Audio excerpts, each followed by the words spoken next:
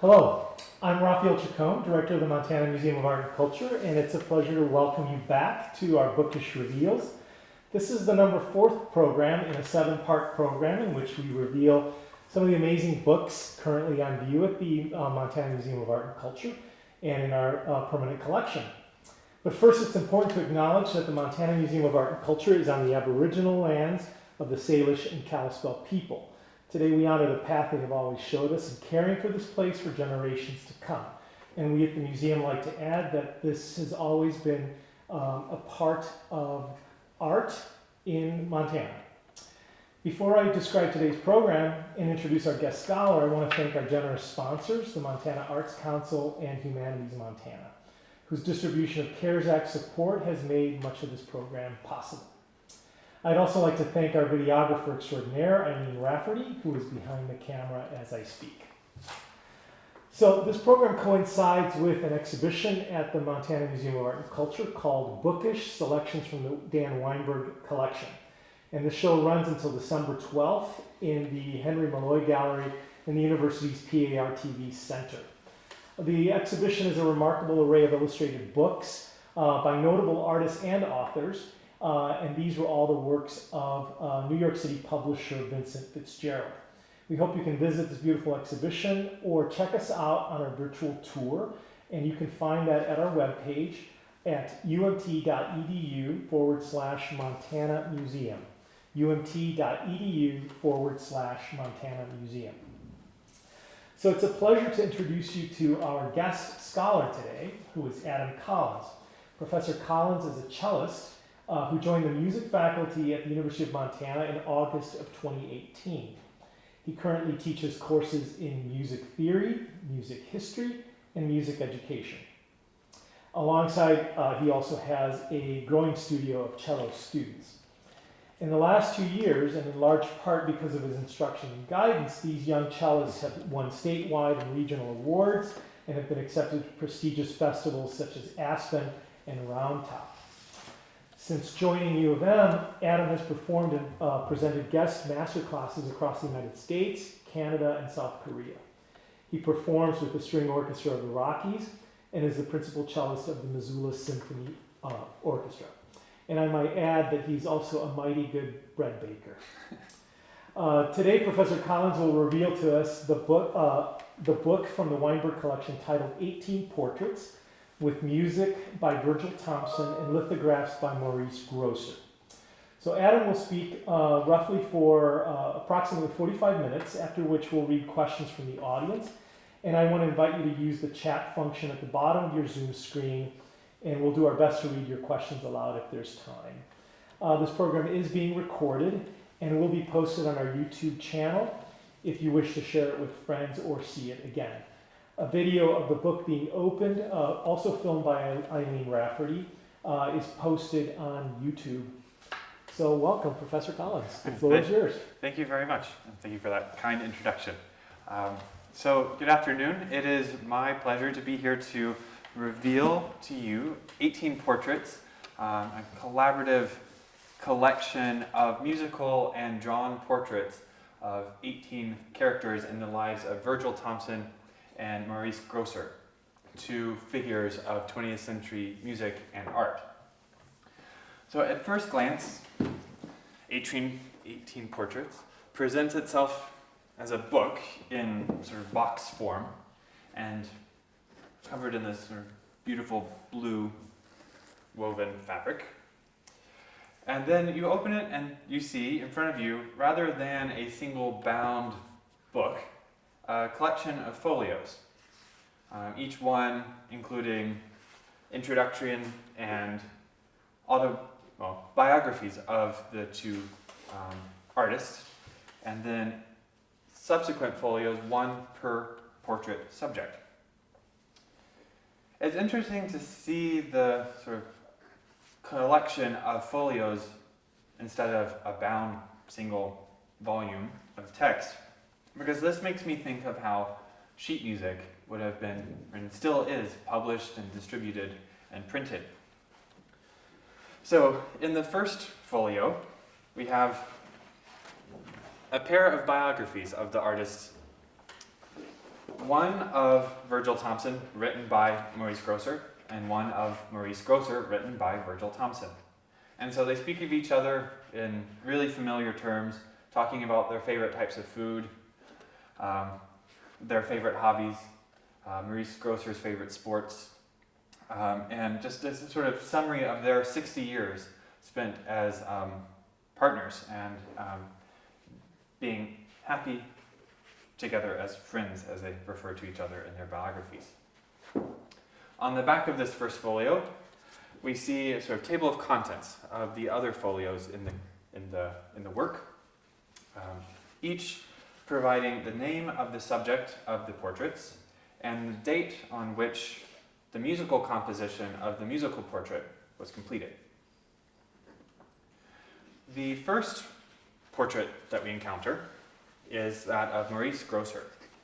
And so when you open the folio, we see in this case a 2-page musical manuscript in Virgil Thomson's hand, though of course this is a printing, but his original manuscript being recreated here, followed by, on another page, the drawn, I suppose, self-portrait of Maurice Grosser.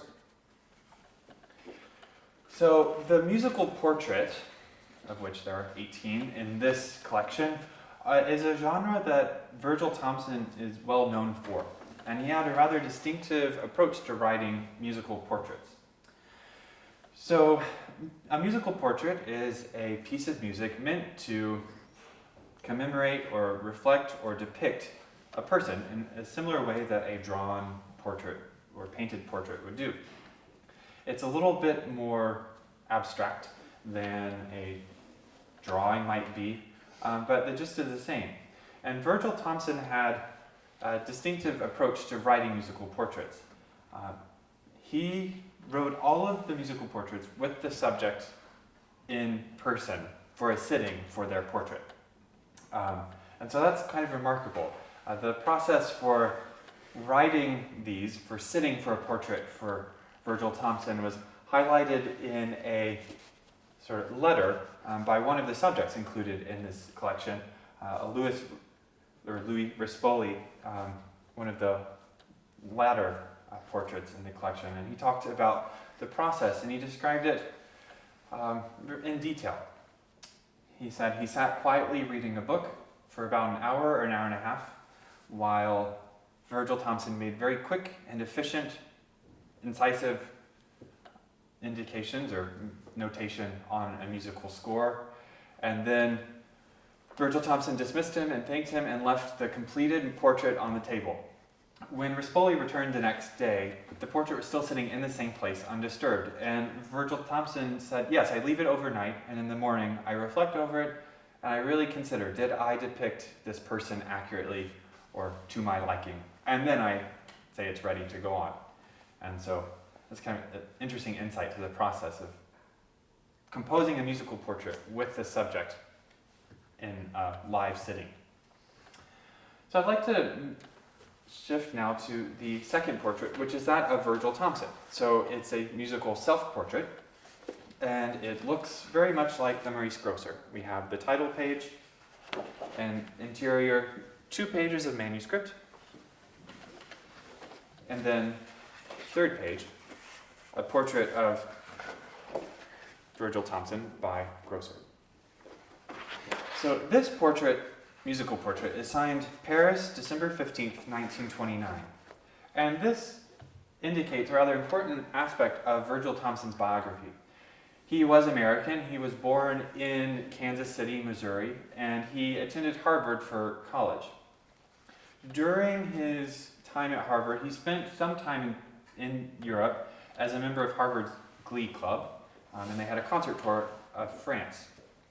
He was totally smitten with France, though, and he returned after finishing his schooling at Harvard to France, and he stayed there from 1924 until 1940.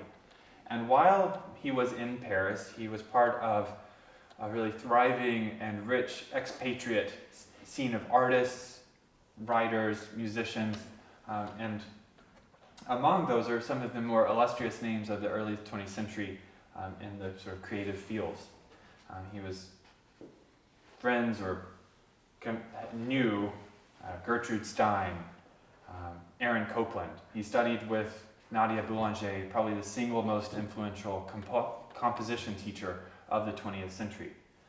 So he was there in a really amazing time period, this decade and a half.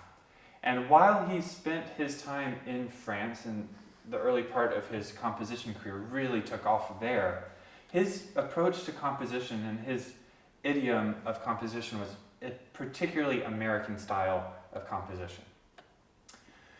We often think of Aaron Copland as the sort of progenitor of the Americana style of music, this sort of wide open sounding music that depicts the American landscape and celebrates the American West, the rural beauty and the people of this country. But Thompson is perhaps unfairly overlooked as perhaps a more honest origin of that style of music. Thompson, throughout his life, made a large part of his career focused on the writing of musical commentary, musical criticism. And so, as a result, we have a lot of his own thoughts and words on music. And there's a rather revealing quote that I read in research for this presentation, where he says that Copland took my Americana style and refined it and evolved and developed it. And of course, I'm paraphrasing, but he learned it from me. So Virgil Thompson, also in his writing, is known for his sort of frankness. He's got some wit and humor and also a little bit of pride that always comes across, but it's really endearing to read his writing. So I mentioned that Virgil Thompson's musical style is sort of the origin of the Americana style. And so what does that mean? Well, in the 1920s and 1930s, this was a time period in classical music where composers were pursuing highly intellectualized, highly rigorous sort of systems for composition. So 1923 was the year that Schoenberg wrote his first 12-tone serial composition. And so if you've done any kind of basic overview of music history, you know that that style of music is atonal, it's jarring, it's disjunct, it's hard to follow, it sounds intentionally unhuman.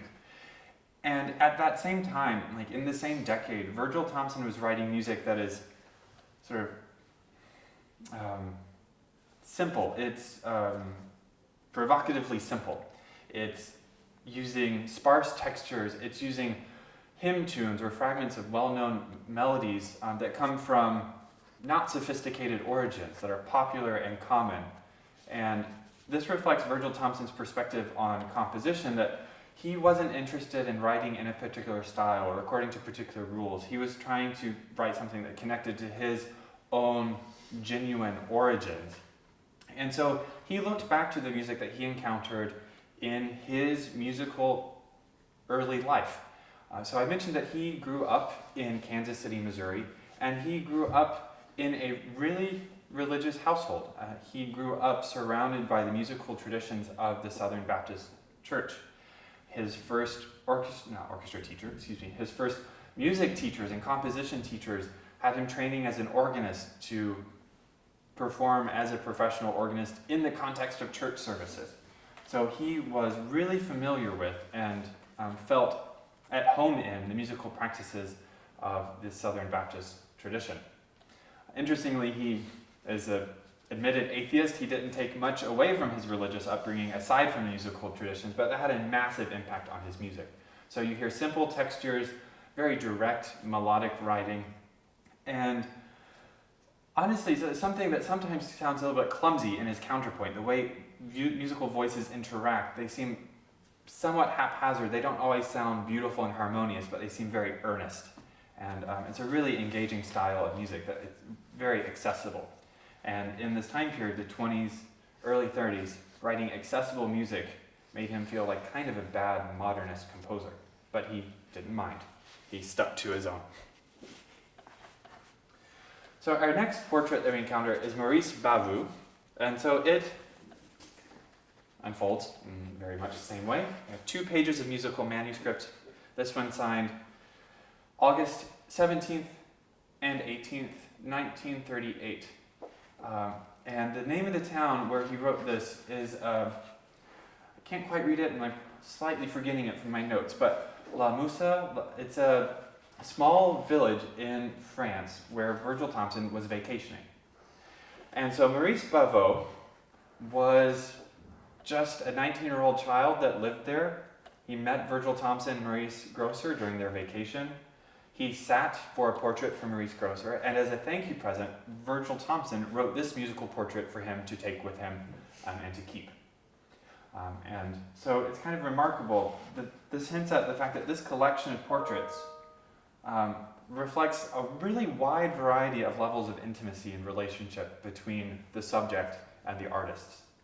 So of course we've started with portraits of Virgil Thomson and Maurice Grosser, who were lifelong partners and lovers and had a 60-year relationship. And here we have a relationship that spanned a day. There are two. And included back to back with no introduction, no transition, just presented for us to interpret. And of course the only reason that we know that is because I've done the research and I've found that story. If we were just interpreting this object in front of us, we would have no idea. So it's a really interesting sort of collection of works in that way. And so every character, every person that is depicted is a pretty eclectic connection to the two artists. Can you show us the portrait of the... Oh, sure. So here's the 19-year-old Mr. Bavou.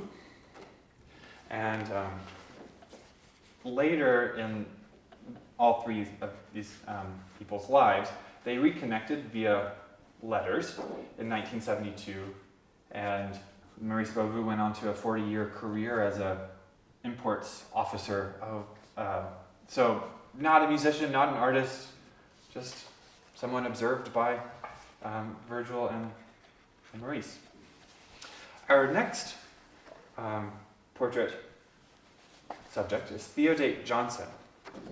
And so we, of course, have our 2 pages of manuscript and a rather striking portrait, really bold contrasts between the strokes of the pencil or crayon that was used and the page. And Theodate Johnson was herself also a musician. She met Virgil Thomson in the 30s while he was visiting New York City on a trip over from Paris. And he chose her, or she was suggested to him, to sing in a recital of his works that he was organizing at the home of one of the Board of Trustee members of the the Museum of Modern Art, the MoMA. And Theodate Johnson was suggested to him because she's the sister of Philip Johnson, the famed 20th century architect, and also one of the original curators of the MoMA's architecture department. And I might be getting the title incorrect, but he was he was involved in the establishing of MoMA's architecture collections. And so that's that connection and how they came to know each other. But Theodate and Virgil had a lifelong friendship that originated from that meeting. And this portrait, like all of these portraits actually, have a subtitle. And the subtitle, or the full title of this is Invention, Theodate Johnson, Busy and Resting. And so I think this reflects, something we might assume about Theodate, which is that she was always going, and then resting up for the next adventure. But there was, I think, something else to this portrait and its title reflected about their relationship. So during a particularly stressful period of Virgil's life, he was organizing performances of 2 of his operas, kind of back to back, on top of his regular obligations of composing, speaking, and writing as a columnist and critic. And he says in his autobiography that during that time period he was supported and fed and nourished by Theodate Johnson. He said that they had dinner together and she would often be providing his only meal of the day. And there's a really wonderful quote in the description of this time of his life where, I want to get this one right, he says of Theodate and her sustaining him,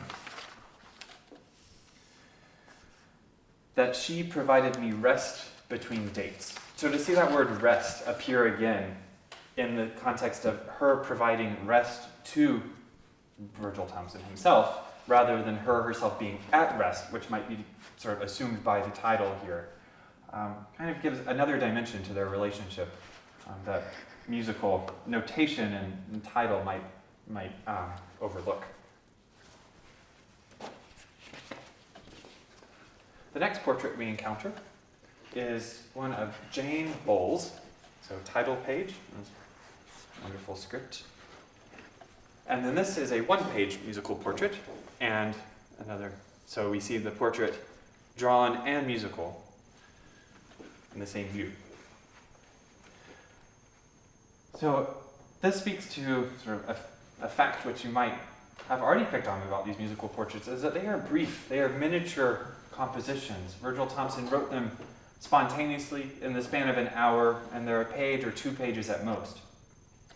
And this reflects something about Virgil Thomson's approach to composition, or like in terms of the process of composition, but then also his perspective or philosophy of composition as an art, is that he had an appreciation for the spontaneous gift of sort of unedited inspiration.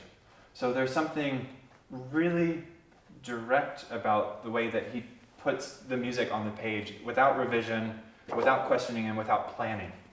And other compositions of his outside of the portraiture carry some of that sort of spontaneity as well. These sort of really sudden shifts of texture, shifts of melody, shifts of idea, where compositions sort of turn on a dime in often surprising ways. The next 2 compositions, or portraits, Priscilla Ray and Willie Eisenhart, are from a set of 5 that were published together.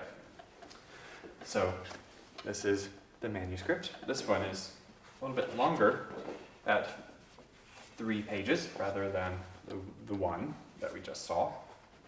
And the notes here hint at rather interesting facts about the set of 5. So the caption, or the signature says, sketched in Aspen, Colorado, August 18th, 1972. And then, keep in mind, this is from the same set as this next portrait, in publication at least. We have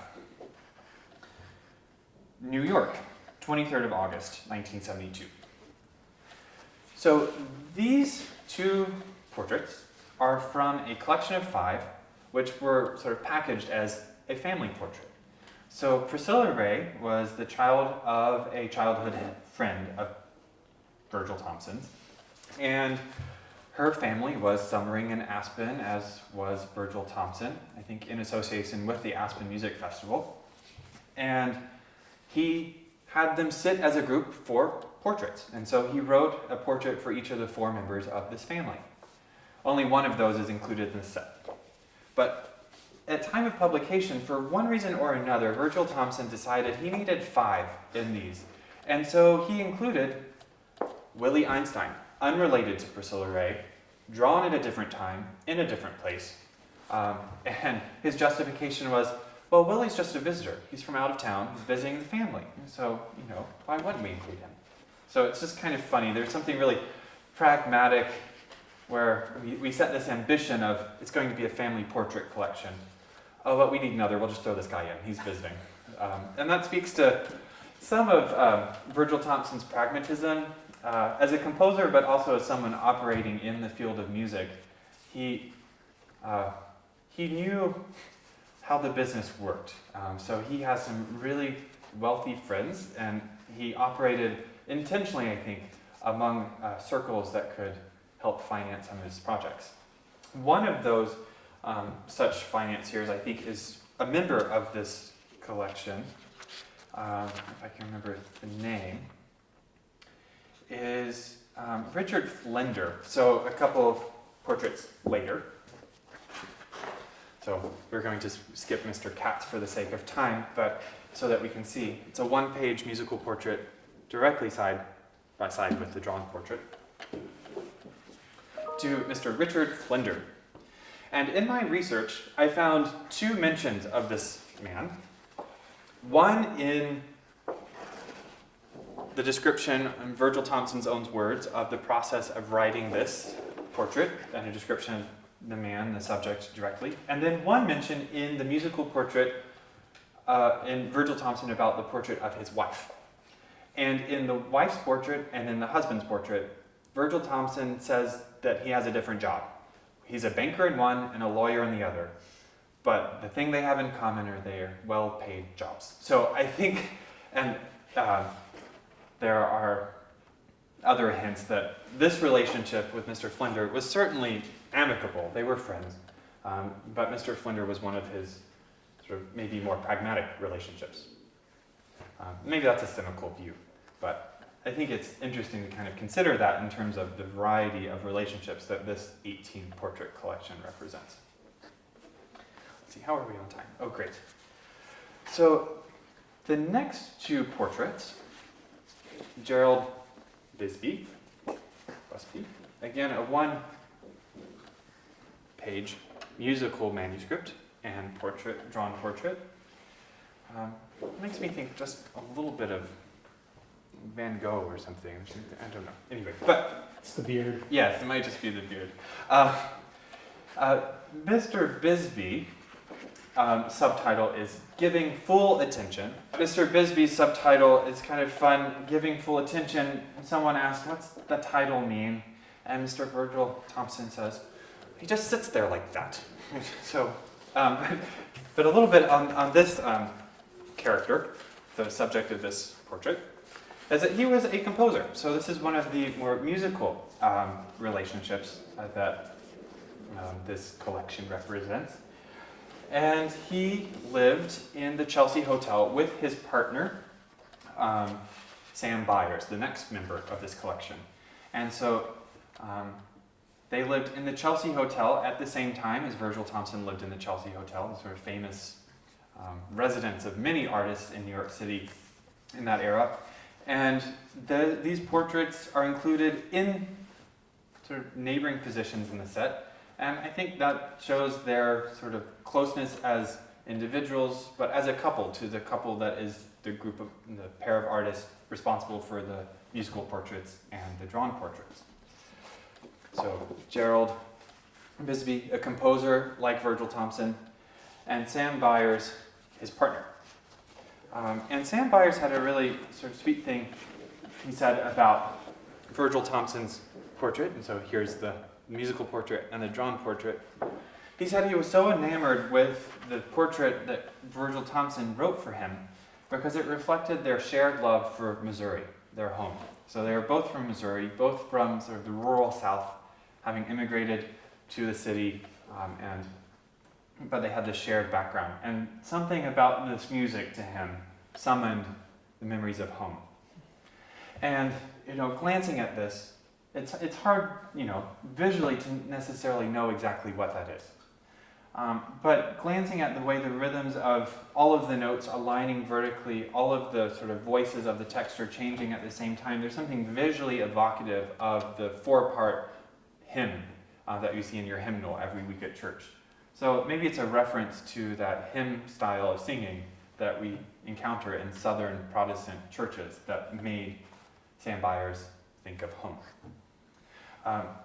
Luckily, all of these pieces, all of these musical portraits have been recorded and have been published, and they're readily accessible on YouTube, Spotify, iTunes, on CD still, I'm sure too.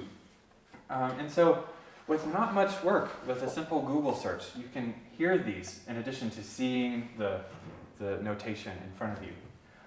And so I will somehow get some links sent to the museum so that maybe they can be posted somewhere accessible as you view the video of this book too. Our next portrait is Morris Gold. And again, we have a brief one-page portrait and the drawn portrait adjacent.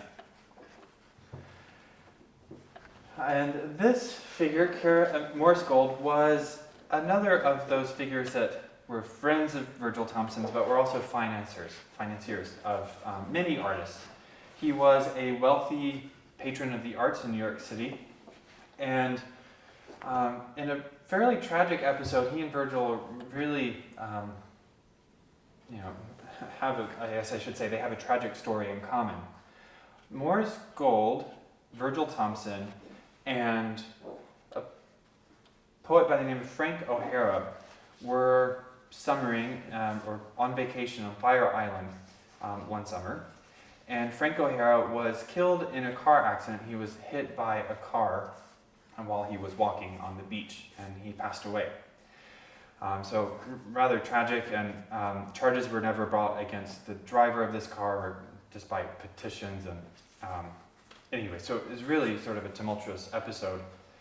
But Morris Gold, in the aftermath of that, financed the publication of many of Frank O'Hara's works. So there's that sort of commemoration and generosity of spirit that I think we can infer that Morris Gold has.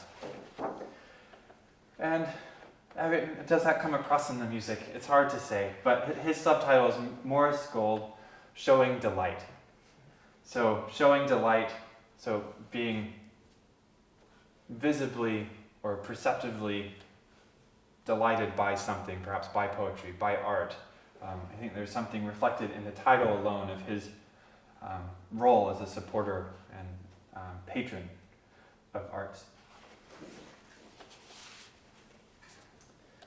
Karen Waltuck is our next subject.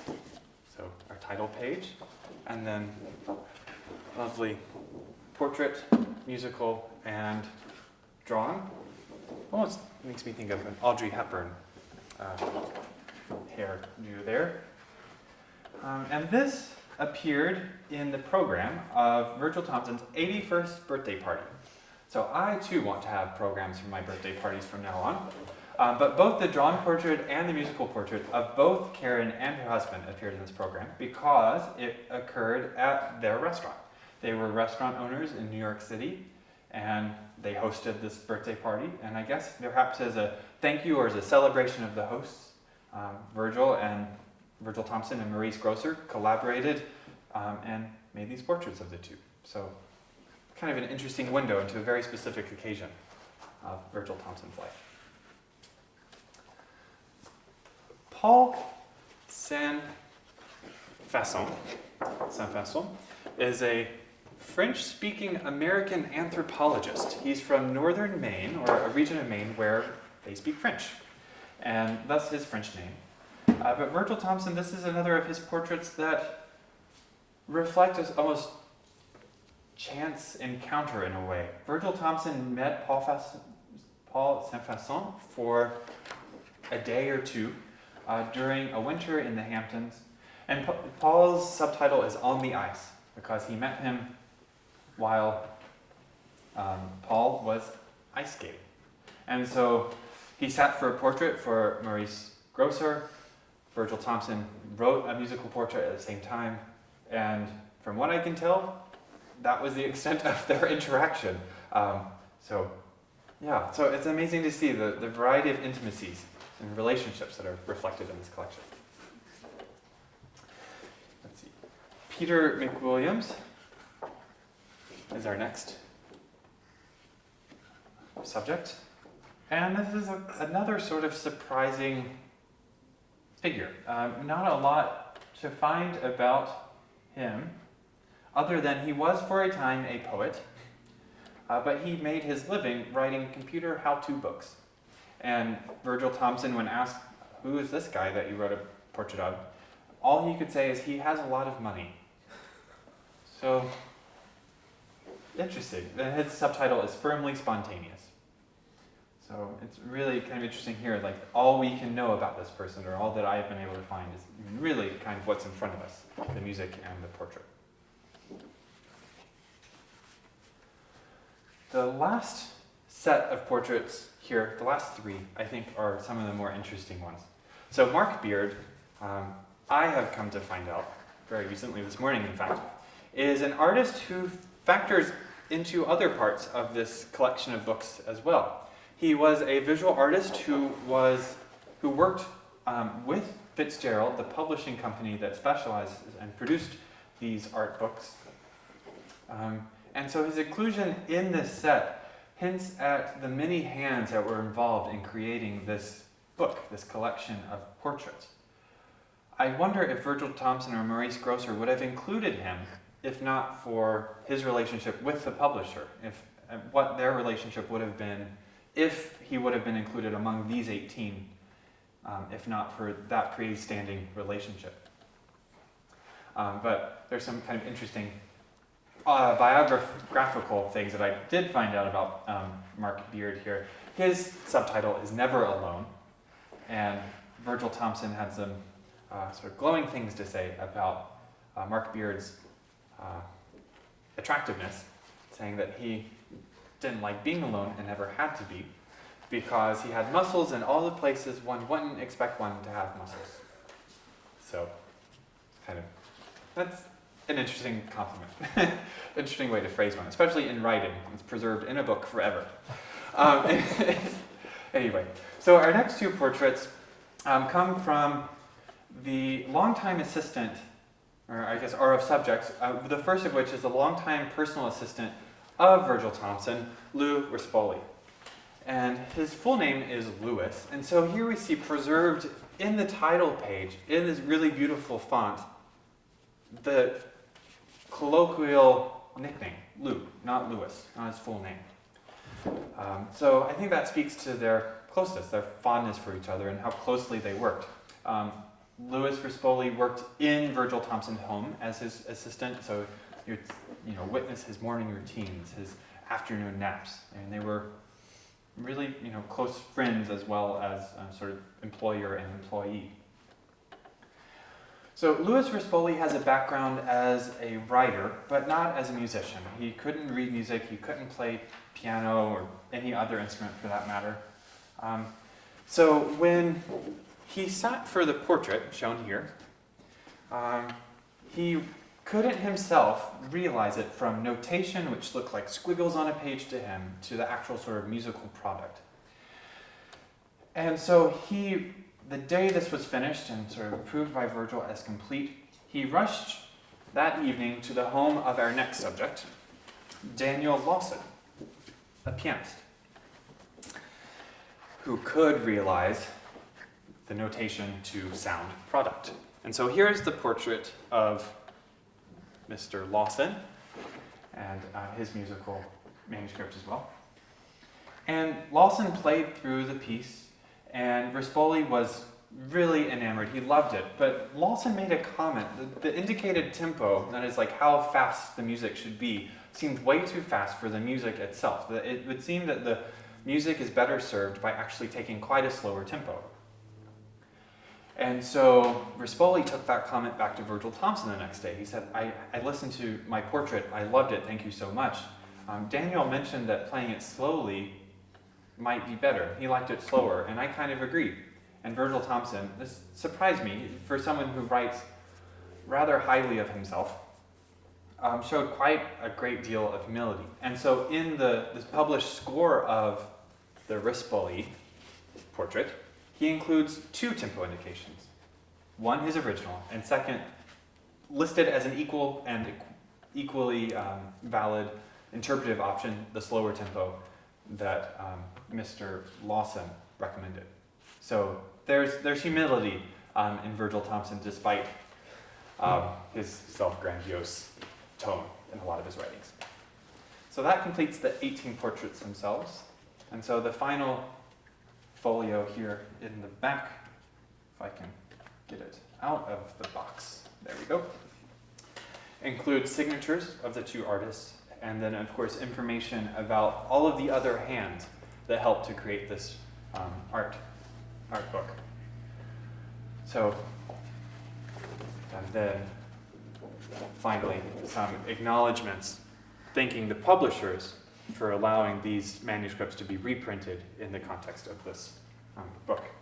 So, with the exception of Jane Bowles and Daniel Lawson, at least at the time of the publication of this, or the printing of this art book, with the exception of those two, all of the other musical portraits were already in publication, in performance, and perhaps even recorded. So, but I think since 1985, when this book was printed, those two have appeared in print and in recordings. So we're lucky with the internet making so many things on demand for us. You can find recordings of all of these 18 portraits. So that's my reveal of the book. I've had such a great time getting to know these people through their portraiture and through my research into them. Because these are not the illustrious who's who of 20th century art, music, and writing that Virgil Thomson is known for associating with. I mean, he has musical portraits that he wrote on Aaron Copland, Pablo Picasso, Pablo Casals. He has these heavy, major names among those he portrayed in music. And that they don't appear in this collection is interesting. There's something a little bit more intimate, maybe, about the perspective that I now have on Thomson via these 18 portraits than I have from maybe his more general reputation historically, I think. So Adam, we have a question from someone in the audience, and that is the musical portrait a historic genre or is it a modern genre? So musical portraits have been around for a while, though Virgil Thomson I think is the first and maybe only, well, I shouldn't say that, I'm sure other people have done it since, but I think he was certainly the first and most well-known person to do this live sitting style of musical portraiture. Musical portraits extend back to at least the Baroque period. Composers such as François Couperin in the court of the French kings wrote musical portraits of noble people, but those were written independently of a live setting and were more homages than necessary honest maybe portraits. But it was a historically present genre. Okay, there's another question. Was there a specific design of the project to have 18 portraits, or did he just run out of time? So, I don't know. So Virgil Thomson wrote over 150 musical portraits over the course of his life, and why these 18 were selected to be included and why not 19, why not 17, that question I do not know. But I think it's worth considering that, I'm talking so much about Virgil Thomson because of my perspective as a musician, but Maurice Grosser was equally involved. His portraits appear right next to Virgil Thomson, so it might be that these 18 were the intersection sort of in the middle of the Venn diagram of people they had both written or drawn portraits of. So I think there might be that sort of practical decision making that could have gone into it as well. And so unfortunately I'm relegated to conjecture to answer that. And so let's just think about the time span here. So the last portraits were done in the 80s, the early 80s, right? Yes. And when was the earliest portrait? The earliest one I think was 1929. Let me go to 1929 to 1980, 85, right? Yes. So we really have a lifetime of doing portraits of these individuals. Exactly, yeah. And we fill, 1929, 38, 40, 42, 1972, 72, 81, 81, 81, 81, 82, 83, 83, 83, 85. So they really do come from all over.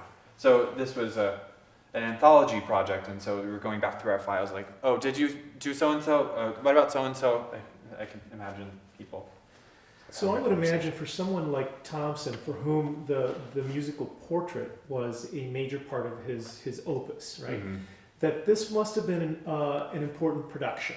Because even if the characters themselves are not that interesting, or maybe they're not as as the high tier individuals that he associated with, right. the idea that somebody would dedicate an entire book to that particular genre of his was a kind of nice thing. So, Oh, yes, definitely. And this is a genre he's really well known for, and people have written books, articles, dissertations about this practice of musical portraiture, and I'm thankful for their research in preparation for this talk. So this was, I'm sure, like a sort of musical monument to his legacy, and he's probably aware of that, approaching the end of his life. So of course he didn't know when he would pass, but I think he had the self-awareness, certainly. yeah. So this is interesting. It's significant in terms of the focus on this particular musical form that he seemed to enjoy. Oh yeah. And perfected in some ways. But it's also then a kind of interesting publication in its own right. I mean, the idea of having both musical and visual portraits. Yeah. Can you do you want to assess the merits of, well, actually, and the other point that I want to make before we actually talk about visual versus musical portrait, the array of people that interacted with Thompson and with Grosser.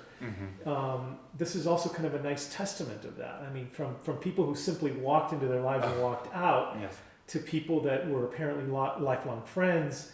So some fairly notable individuals and others less so, but still they were part of their world. Absolutely. So Yeah, and they must have been charismatic. I mean, I can't imagine observing someone ice skating and somehow convincing them to sit for a portrait. That right, seems... there was something compelling about the ice skater or the ice skating that made him want to do a portrait of him. All right. Yeah. But then also from the perspective of the ice skater, like this random person coming up to me wants to draw me. I could The have other wants to compose a musical piece. Yes. Yeah. They yeah, must have been interesting. really warm, Yeah. kind. Okay, so now let's do that question of assessing the. You have two different genres here. One, you have a musical portrait, and then you have a visual portrait. So how do they stack up in your opinion? Well, I think they have sort of different levels of interpretive burden or opportunity on the part of the observer who's watching or looking or listening. So we have the drawn portrait, which is, I mean, it's a little bit more literal, or I suppose I shouldn't say the word literal there, but it's depicting in a very sort of realistic way. There's verisimilitude to the actual appearance, the likeness of the individual. And the musical portrait, I mean, of course you can't glance at this and with just your eyes know this looks or this reminds me of someone. There's like the intermediate step of interpretation by listening, and then that's such a less precisely defined way of interpreting. So it's more abstract. Yes. One art form, the musical form, is more abstract. So the portrait is likely to be an abstraction of the individual, whereas we have representational likenesses here, realistic representational likenesses, and they are indeed subjective interpretations of those people. Right. But they're not abstract in the way that the music is, right? Exactly. Yes. Yeah. And can you tell from, let's say, from the earliest piece to the late, is there evolution in the style and the way that musical evolution? Let's glance at them. I mean, I haven't looked at Grosser's work carefully enough to know whether there's evolution there as well. But some of them do look more abstracted than others. Some of the portraits do to me. Is that also happening in the music? Let's see. Well, in Virgil Thompson's compositions more generally, he was pretty reluctant to admit that he had different periods of his style. He thought that his music, his personal ambition in composition was to always be kind of eclectic and mixing and not to get set in a way. So in terms of the earliest here, we have I'm glancing, I meant to grab the, not Maurice Grosser, Theodate Johnson but anyway, so there's not in the same way the sense of evolution of style. I think he was sort of himself all along.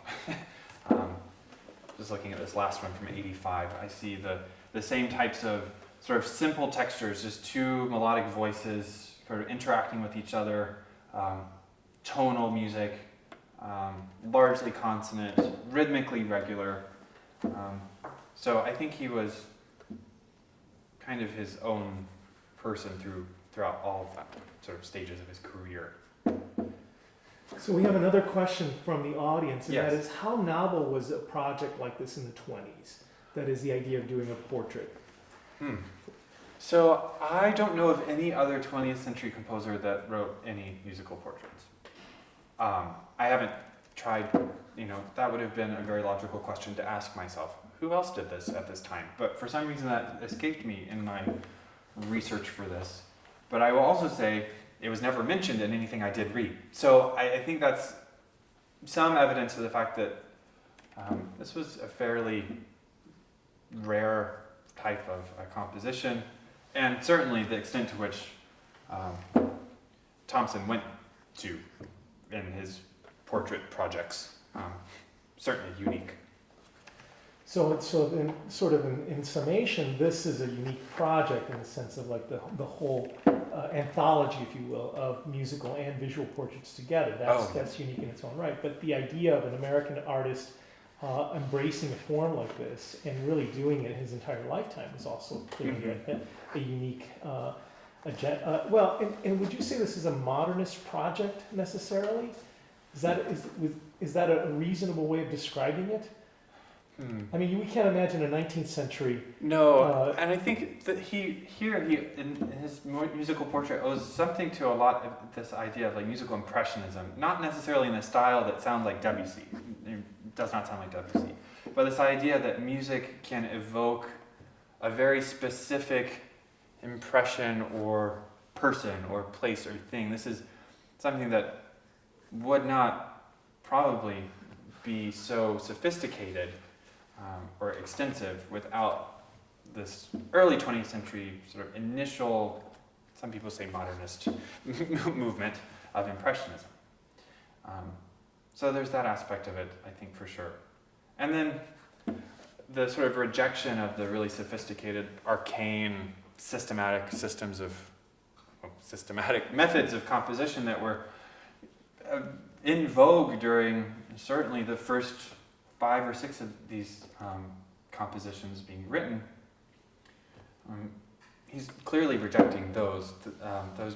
So maybe those are typically more associated with musical modernism. So I'm not sure what to make of that. You mentioned to me earlier that Thompson was involved with the WPA. Oh, yes. So the 1930s, the Works Progress Administration and federal arts projects. Yes. Is there an aspect of this that sort of in some ways evokes that particular period in American music? Well, I would say his musical style in general is really, it has a sort of populist aspect to it where he's incorporating, if not actual hymn tunes all the time or actual folk songs, there's an immediate sort of tunefulness to his music that is certainly something that I think is associated with the music he wrote for WPA projects, and also other composers in that similar Americana style. So that stamp is here. I don't know if can't point to specific cases, but more generally his style. I mean, there are moments where I mentioned in just glancing at the score, they're tonal pieces, they're simple textures, they're rhythmically regular. You could sing these, most of them. And so that sort of human directness certainly corresponds to that. And of course, in the 1930s, it would be important that the music connect with American folk traditions, that people could actually hear something and there would be a melody, there would be harmony, there would be things that are familiar, rather than purely atonal or abstract music that was incomprehensible to the average person. Absolutely. And that, of course, was also happening in the visual arts, where representation comes back, and what is it that's being represented? Well, it's the people, it's the landscape, it's the culture, the uniqueness of American regions. Those themes have to come out, have to be on the surface, as opposed to the purely abstract, non-objective art of Picasso or someone like that. Yes. So the point was to connect with your audience somehow, in a populist audience. And there is a kind of populism here for somebody who ran around elite circles. Oh, yes. There's populism in this, right? Yes. I mean, he celebrates, a variety of strata of the sort of society. And I would say like Virgil Thomson's other compositions, One in the 30s that he wrote was film scores for a sort of documentary narrative about the Wild West. That is like nature and cowboys, and I mean, there's the evocation of that myth in his work. So definitely interested in speaking to common experience. Well, thank you, Adam. This has been delightful. It's been really interesting to enter the world of Virgil Thompson and Maurice Grosser. It's been marvelous. Oh, thank you so much. Thanks for that wonderful expose and introduction to this unique kind of moment in 20th century art and history. So I'd like to invite you to join us in a couple weeks for the next Bookish Reveal, and the next one will take place on Thursday, November 19th. And again at 1 p.m. Mountain Time. And for that reveal, we shall have a conversation with celebrated poet Elizabeth Bradfield and Chicago-based visual artist and author Antonia Contro. And they're going to be discussing their publication, which is a collaboration between them, and it is the artist book titled Theorem, which is just hot off the press very recently. So hopefully you can join us on the 19th. And again, I want to invite you to see the entire program, the complete program, on our webpage at umt.edu/Montana Museum. umt.edu/Montana Museum. The Bookish Reveals program is listed there. And if you're interested in rewatching this presentation or enjoying this book page by page, also visit our webpage, and you can take the tour of the exhibition and see the videos on our YouTube channel. So thanks again, and thank you, Professor Collins. Thank you.